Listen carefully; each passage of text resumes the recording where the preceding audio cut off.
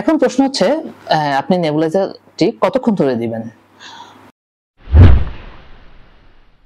নেবুলাইজারটি আপনি ৫ থেকে ৭ মিনিট যদি আপনি দেন, তাহলে আপনার সম্পূর্ণ ওষুধটুকু আপনার বাবুর শ্বাসটা নিতে যাবে এবং আপনার বাবুর শ্বাসকষ্টটি বা কাশির সমস্যাটি অনেকাংশেই লাঘব হয়ে যাবে।